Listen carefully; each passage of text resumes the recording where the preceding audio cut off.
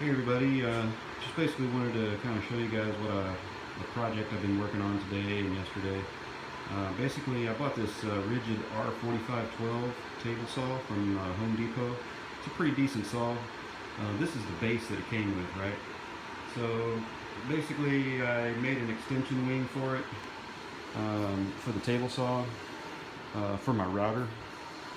And it kind of got me thinking, like, this thing may not be sturdy enough because of the router table hanging off the end. It kind of puts a lot of extra weight, and I don't want this thing tipping over. So basically what I did was I just got some 3/4 inch plywood and made a box. And so this is what I came up with.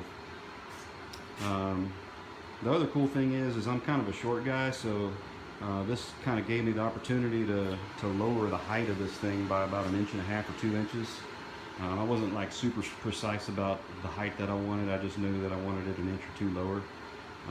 So, you know, taking into account the height of these casters and all that other stuff, it came out just a tad lower, which works out good.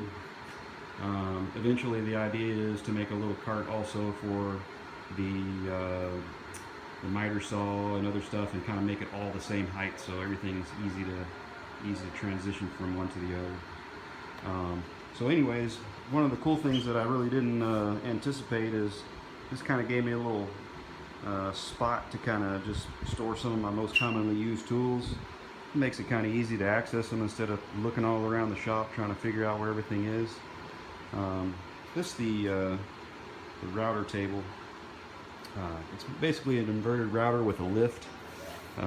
These lifts are made by Jessam, and you basically put a tool in this little hole here, and you can turn it, and it raises the router up and down. So depending on what kind of bit you have, if you need a certain height or a certain kind of cut that you're going for, you can easily raise it and lower it instead of having to take the router out and do all kind of crazy stuff to get it where you want it. So yeah, man, another cool thing that kind of came of it was I had all this extra space on the inside, and it gave me a spot to kind of put some other power tools and stuff. It's kind of dark in there. It's not a very well lit shop, but yeah, you can see I got a few things in there. There's a jigsaw, trim nailer, staple gun, finish nailer, yeah. And then on the other side,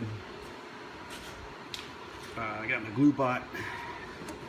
Got my perfect circle for my router. Make a bunch of circles if I'm not using the router table. I got this other one that I made a long time ago. This is for my finish, for my finish router. And you can just it's kind of jagged, man. I'm probably gonna remake this now that I have a good router table. I can probably make this pretty cool and nice. But yeah, I got my skill saw in there, and then underneath there you can see the table saw where the port comes out for the dust collection. And I just got it kind of shooting out the back here. So the eventual plan is to remake this box too for the router lift, because I made this box before I made the table down here. So the port for it is actually on the bottom there, and there's no way to get anything in there. So yeah, I want to remake that, and obviously have the exhaust for that just coming out the back too, like right here. I originally thought, you know, maybe have it go down in the box and come out and have it like pop out at the same height as this one, like, but over here. But then I saw all this extra space that I had down here for storage, and I thought, you know what, there's really no reason for that. So yeah, I've got the Harbor Freight dust collector. It's like a big spaghetti of hoses over here. But yeah, I got it connected to this little street elbow, and it just pops right in there. Pretty snug fit. So when I'm not using it, I can just disconnect it and store the hose wherever, like in a big pile. For now anyway. But yeah, if you guys haven't seen one of these router lifts, they're pretty cool. I mean, there's a little tool that you can put right here, and you can turn it, and it raises and lowers the router. Each time you turn it around, it's 1/64 of an inch, so you can get pretty precise with it. And actually, yeah, I hung the tools for it down here. There's different inserts that you can install in the lift here. So yeah, this thing goes in right here, and you use this tool to lock it in place. And then I got a little hole right here that I kind of drilled with a hole saw at an angle, and it just kind of sits down in there.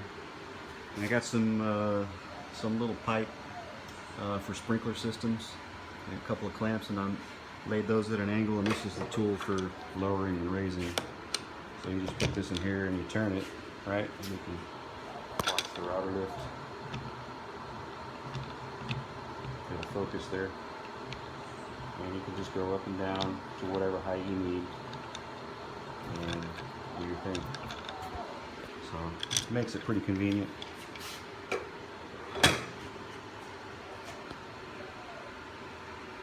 So yeah, pretty cool. Yeah, one of the cool things about the fact that I want to redo the router table is the fact that I actually ordered some new extension wings. This saw comes with stamped steel extension wings. These things are not straight. I mean, you can get them pretty straight, and they'll work fine for the most part, but you know, the cast iron top here or whatever is much flatter, super flat. So I ordered Saw Stop makes a set of extension wings that don't exactly fit this table saw, but they are able to be adapted to it. Basically, all you have to do is just once you take this the steel off, the stamped steel, you have to drill a couple of holes in the side of the cast iron.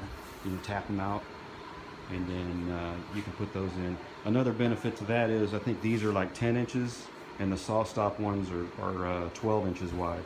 So that'll give me a couple extra inches over here, a couple extra inches over here, and then, you know, obviously expand the workspace quite a bit. And then the other thing I want to do is on this back side for the saw fence, it's actually got a T-track in here. And I saw a video somewhere, and I can't really remember where it was. If I do, I'll link it in the bottom, at the bottom of the video here. But yeah, you can use this T-track right here and add other stuff on. And what this other guy did was he basically built an outfeed table that folds up and folds down.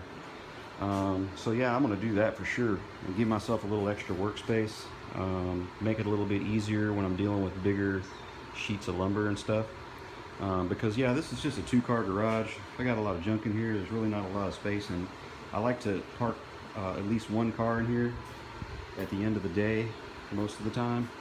And with this saw table and the little platform I made, that basically lets me move this thing up against the wall somewhere, you know, if there's ever space.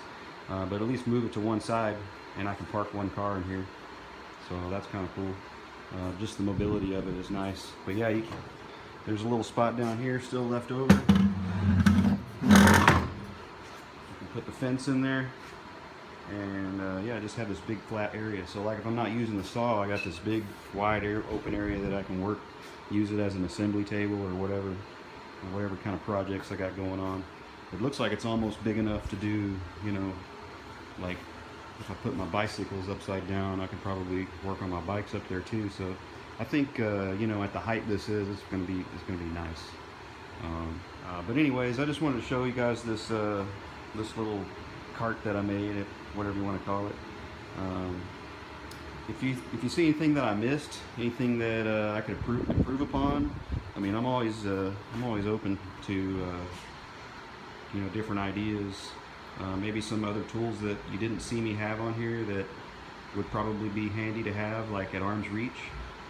Post down in the comments. And so anyways, I didn't see one exactly like this before, so I thought I'd post a video of it. If you liked it, hit the like button. If you disliked it, hit the dislike button. So yeah, this is just a cell phone taking the video, so sorry if the image quality isn't exactly there. But comment, share, subscribe, whatever, all that stuff. And y'all have a good one.